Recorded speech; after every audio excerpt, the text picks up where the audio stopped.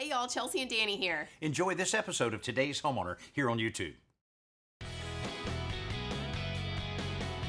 Is your home healthy? This week on Today's Homeowner, we're breaking out the stethoscope to help ensure that it is. Don't go anywhere. The doctor is in. Don't tell my husband you taught me how to do this.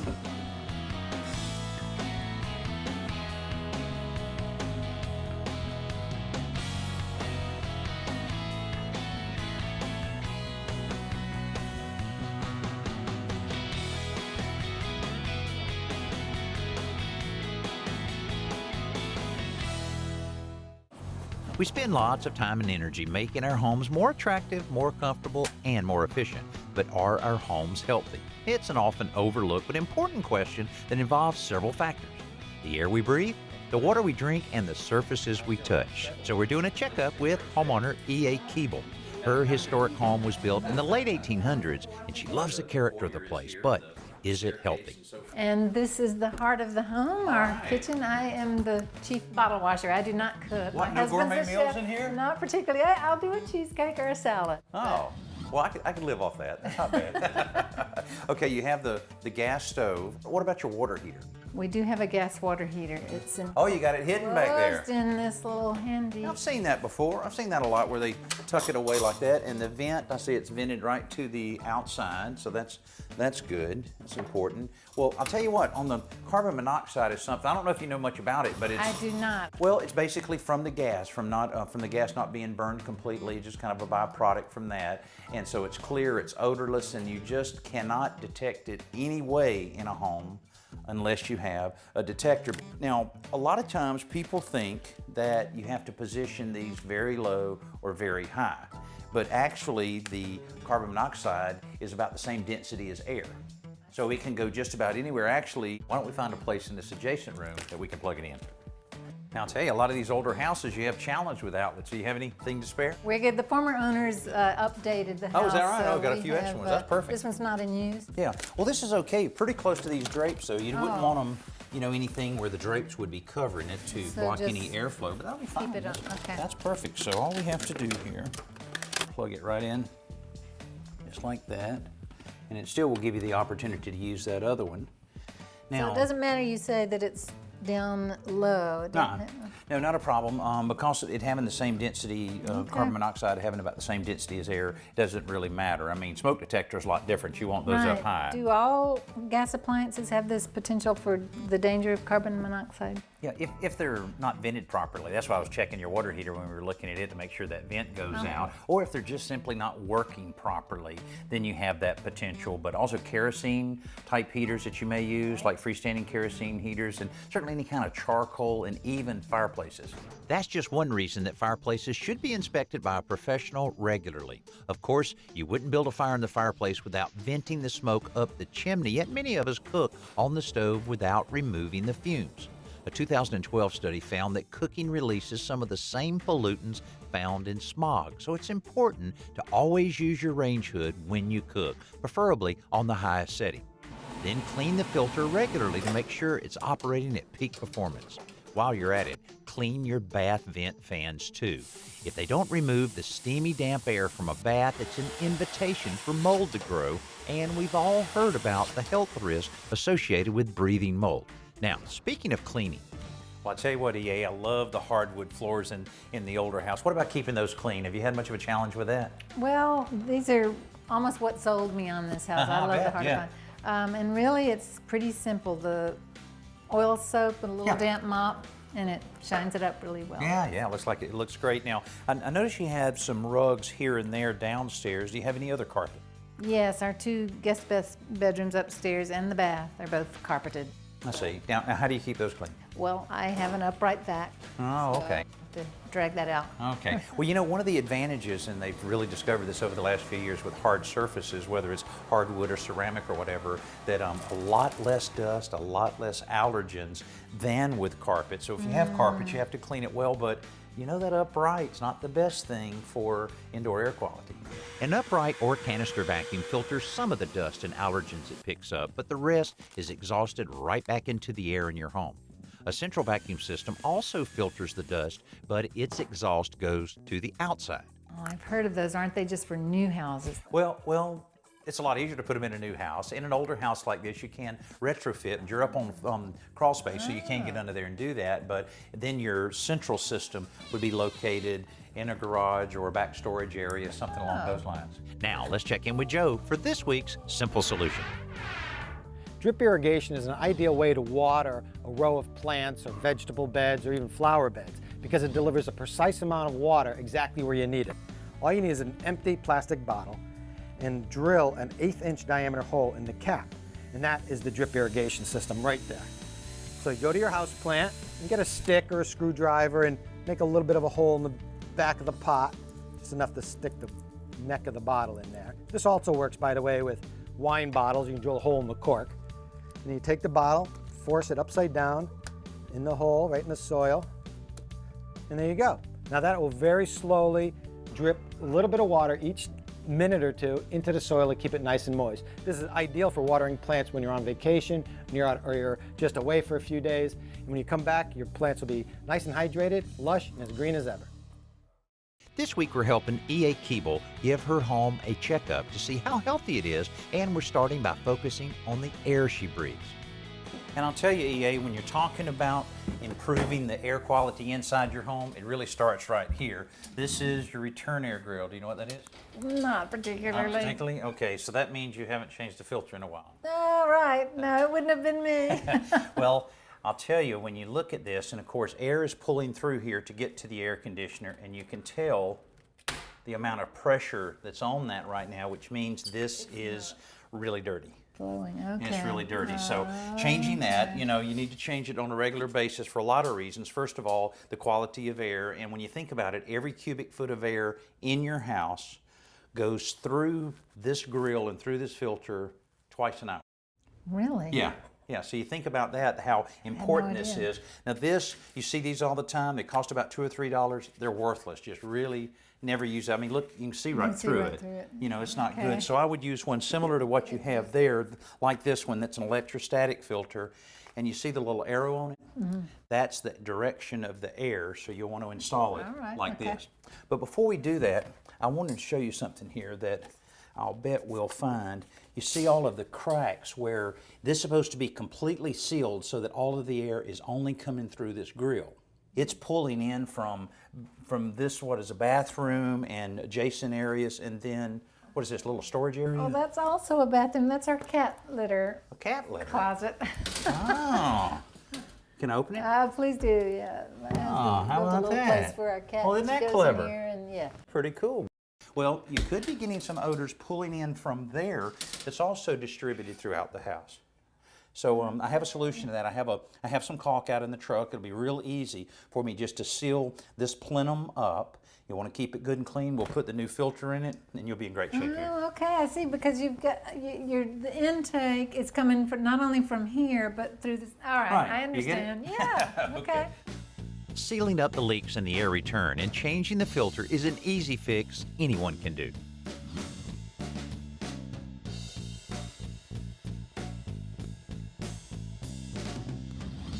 Don't tell my husband you taught me how to do this. But a heating and cooling professional can help you take air filtration to another level. This is the Infinity Air Purifier. It's a whole house air cleaning, air purification device. This one is different because it has that captures and kills technology that is unsurpassed in the industry. It actively kills or deactivates germs like bacteria and viruses, including viruses that cause colds and the common flu. So here's how it works. As particles enter the purifier, they're given electrical charge. Now the filter also carries electrical charge, so those charged particles are going to be attracted to the charged filter fibers and held there tightly like a magnet. Then the viruses and bacteria are going to be actively killed or inactivated because of the electrical charge in the filter. The filter is thicker than most ordinary filters, but it has a lot of surface area to have a lot of holding capacity so it'll last a long time without overly restricting the airflow going through it. It's important to keep the filter clean, and filter life varies from home to home. But if you have the Infinity control, it'll actually remind you when to change the filter. If you talk about indoor air quality, you've got to discuss radon. Radon is a radioactive gas created as uranium decays. Now, right off the bat, you may think, okay, then it's rare. Not really. You see, radon is in almost all types of soil. It's been found in all 50 U.S. states, and it's estimated that 1 in 15 homes have elevated levels of radon. It's a dangerous gas. You do need to test for it. Easy to do. Test kits are available for about $10, and it's as simple as a little tray of granules that will absorb the air. You're going to sit out in a room for about 48 hours. Now, unlike other home tests, you do need to send this one off to an independent laboratory to get the results. If you do have radon, it's not the end of the world. Here's what you need to do. Now, I do suggest getting a contractor who is certified in radon mitigation. All types of things that they're going to do for houses on slabs or basements like we are here, you can seal any cracks and gaps in the slab. If you're above grade, something as simple as putting down a layer of heavy plastic with pipes underneath that plastic and ventilation fans to help move that gas out of the way and dissipate safely. You know, if you're in the market for carpet, you can come over here to the carpet section and be a little overwhelmed. And who wouldn't be? Because there's so many choices. But of course, you want to get the trifecta of your good carpet. And by that, I mean you want it to be durable, you want it to be stain resistant, and of course, you also want it to be comfortable because that's why you're putting carpet in to begin with. So look no further than right here. Now, this is a carpet by Soft Spring. And I'll tell you what, this is actually so soft. And the reason it's so soft is it has twice the fibers per strand of ordinary carpet. So check that off, it's going to be comfortable. But take a look at all of the different color choices and textures that you have. So you've got a lot of different options when it comes to this carpet choice. Another thing which I like about it is, you know, carpets are either made from a nylon fiber, a polyester fiber, but this one isn't. This is actually made out of triexta. And what that means is it's made from 39% corn sugars, which is a green renewable resource. It makes it durable, it makes it last longer, and of course, it is beautiful. We're continuing our healthy home checkup with my friend E.A. Keeble, and we've already dealt with the air she breathes inside her home. Now it's time to check out the water she drinks. So I wanted to ask you, how does the water even taste? Well, to be honest, this house is over 125 years old, so I'm a little bit nervous about drinking tap water, so I generally boil it. Oh, is that right? Yeah. Yeah. Well, a so lot of people do. just A to be lot on of the people are safe side. concerned, or you know, people get so carried away with the bottled water and that type of thing. Actually, you know, of course, in a municipality like this, they're required to have safe drinking water, and they provide this little report that I printed out for you off the internet. So take a look at that. And but the one thing this doesn't address is how it tastes. That's what I was asking about that. But can you get anything out of that at all? I'm afraid my diploma didn't The qualify chemistry me for doesn't go that so deep in no. there. Well, I mean, it's pretty complicated, but essentially it's saying that there are some contaminants, but it's not to the point that it's dangerous. And the biggest concern I have, as you just mentioned, is even though the water may be considered safe from the plant out to the street, what's happening between the street and getting into the house when it gets to this faucet? Pipes. EA may have whispered it, but the prospect of lead in the water is very real in an older home. So we're going to test the water with a home test kit. And some of them can be rather involved, so it's important to read the instructions carefully. Here's your booklet for nighttime reading. Oh, thank you. Okay, there's supposed to be a test each for bacteria, lead, and pesticides. All right, rinse out the test vial and fill to 1/4 inch from the top with water. Remove one of the 4-way test strips from the foil package, dip in water. Swirl strip 3 times and remove. All right, and then it says immediately read the chlorine pad by comparing to chart below. Some results are immediate, while others take a little time to react, but all of the tests have very specific instructions. Why did they put that in there? They've already told. I'll wait till you read it all and then we'll... Using dropper. If you don't have an eye for the details, you might want to consider getting a local lab to analyze your water. You'll need to tell them what you want to test for and give them a sample of your water. Either way, take note of the results and use them to guide your next steps. Okay, so pesticides, fine. Pesticides. Okay. And And the then lead. yeah, and the lead, boy, it's a little faint, but it's showing a little trace. I think so too. Just need to do a little investigation on that as far as have the a booklet, filtration. don't you? Yeah, Okay, yeah, we'll all have to right, do some reading so- on this. Because point-of-use filters are pretty easy to install, but they don't all filter the same stuff, so it's important to know which ones remove the contaminant you're concerned about. While we do that, Alan's checking out another plumbing concern. Isolated odors are not uncommon. We get the question all the time, I've got this smell coming from just one sink or just one tub. What is it? Biggest fear is that it's sewer gas. And it's possible, but it's not probable. Here's why. Under all plumbing, whether it's an old house like this or a brand new one, you've got what's called the P-trap. What happens as water drains out of the sink or out of the bathtub, a small amount of water stays right in there, and that becomes a barrier to all of that sewer gas. So if you've got a crack in that pipe or a leak, fix it. That's probably all it will be. But more than likely, it's bacteria. Think about it. Washing your hair, shaving, get a lot of organic matter down a sink and down a bathtub drain. This is really notorious here. As you get the clog, bacteria begins to grow. What you need to do is just remove the clog. Easy to do. I've got a little zip tool here. We'll stick that inside. Once you remove the clog, you want to take a little diluted bleach, maybe some hydrogen peroxide, pour it down the drain. Don't forget about the overflow. That's going to kill both the bacteria and the odor. Now, what about the surfaces you touch inside your home? If you live in a house that was built before 1978, you need to think about whether or not you have any lead paint on any woodwork in your house. And we have one of the little lead test kits, similar to the water test kit that we used earlier. And EA is using that to rub just a little swab here, test swab, on the paint to see if it turns pink or red. Now, if you test your house and you find any woodwork that contains lead, you need to think about the lead-safe practices that are available through the EPA to be able to tell you if there's any problem with lead in your house and exactly how to handle it. Now, I'm hoping we don't see any pink or red here. What do you see? What do you think? No I think pink? we're pretty good. Yeah, I know. Thank I heaven. know. I know. I mean, it's not the end of the world if you have the lead in the house, but it's a lot better if you don't. With that in mind, when you improve, select materials that you know are safe. For example, this Roxol Safe and Sound soundproofing insulation is made from stone wool, which has a dense, non-directional structure that's ideal for reducing sound transmission. But equally important is the fact that stone wool is made from natural rock and recycled minerals, so it's safe for your home and your family. Now, let's hear one of your questions. Amanda wants to know, how do I make sure I have the right size range hood in my kitchen?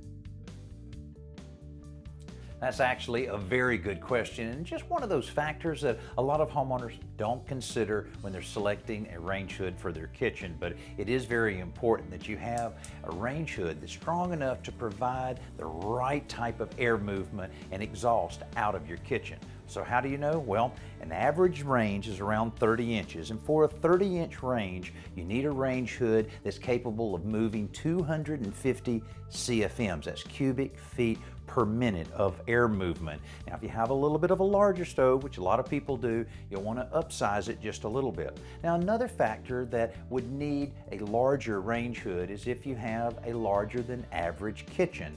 That way, you can ensure that you'll get all of the odors, the moisture, and proper ventilation that you need for your kitchen. The important thing about a healthy home checkup like the one we've been doing with EA is the knowledge you gain about the place where you live and what you do with that knowledge. While not all the news was good, it wasn't all bad either, and I think EA has a plan to deal with the challenges she found. Hey, it was a lot of fun today, EA, hanging out with you. I hope we didn't find anything that disturbed you anyway. Oh, no, it was my pleasure. I learned a lot. I learned all about the carbon monoxide, and I learned about the various things that could be wrong with the water. Hey, I got to ask you, though, before we go, what's the EA stand for? Oh, I'm named after both of my grandmothers. It was Ethel Octavia and Anna Celeste, so Ethel Ann. Oh, that sounds great. I love that. Well, you can call me Ethel Ann. Okay. Hey, I hope you enjoyed seeing some of the things that you can do to have a healthy home. You know, it's all about the air you breathe, the water that you drink, and the surfaces that you touch. I'm Danny Lipford. Thanks for being with us. We'll see you next week right here on Today's Homeowner. Hey, the cat door. Hey, thanks for watching this episode of Today's Homeowner. And don't forget to comment, like, and hit the bell icon so that we can notify you when new videos are posted. And don't go anywhere, click around and continue the home improving fun.